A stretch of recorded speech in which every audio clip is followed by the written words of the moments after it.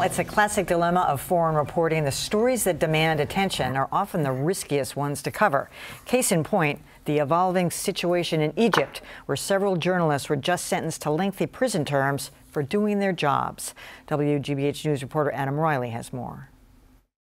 This week, an Egyptian court sent 3 Al Jazeera journalists to prison on charges they aided the Muslim Brotherhood, the group behind deposed President Mohamed Morsi.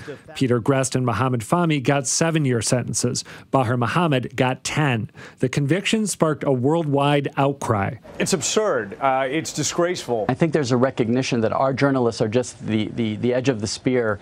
This is an attempt to actually criminalize journalism. But the Christian Science Monitor's Dan Murphy, who reported from Egypt for 5 years, says that may be overstating it. These trumped-up charges are terrible. However, I think that the notion that there's a generalized risk to foreign reporters because of the Al Jazeera convictions is a false one.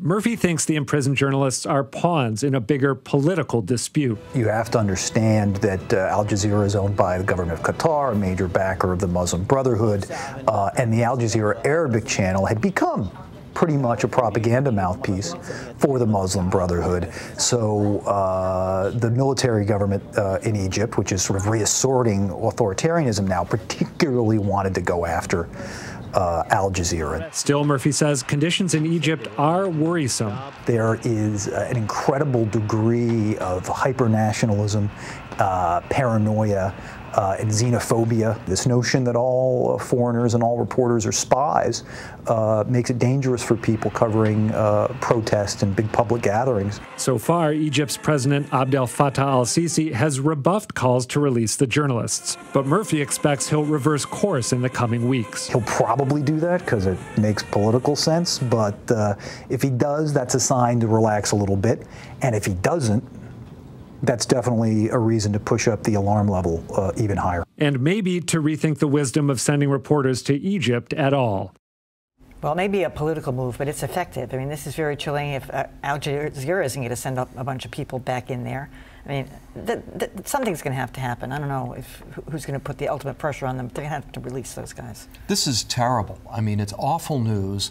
And I think that the fact that journalists have been sentenced to prison for doing their jobs serves to dramatize what's been happening in Egypt, because hundreds and hundreds of people have been sentenced to death in recent months. And this isn't as bad as that, but it's getting more attention, and maybe that will shine a light on the whole situation.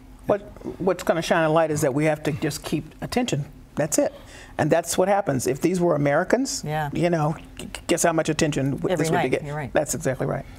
It is a terrible happening. I do think that Murphy's right, though, that you can't view this without the context of the specific relationship between the government of Qatar and Al Jazeera and the leadership in Egypt. It really is, to a large degree, about that. If these were New York Times reporters, the same thing would not have happened to them. That does not mean it's a safe place for journalists or that it's a wonderful government in Egypt. Neither of those is true, but I think you do have to view it in that context. I think governments that are desperate to control the narrative take desperate measures, and that's obviously what happened here.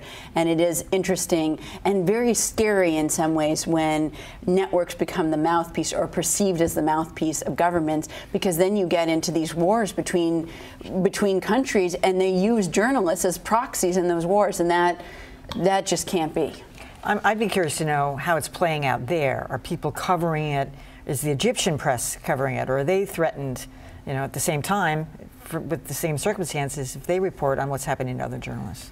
You know, I haven't been watching it that closely to see what the Egyptian press has been reporting, but it's fair to say that the conditions of press freedom for everyone there are very limited. And repressive regimes. I mean, I remember going to China and talking about Ai Weiwei, who's gotten a lot of attention in this country for being repressed by China.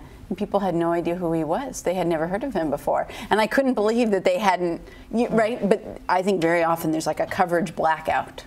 Well, in addition to that, I mean, unfortunately, the Egyptian government is engaged in this massive crackdown on Islamic extremism, and the crackdown apparently is very popular with a large swath of the country. So, yes, they're being very repressive, but they also seem to have a lot of support from the general population, at least at the moment.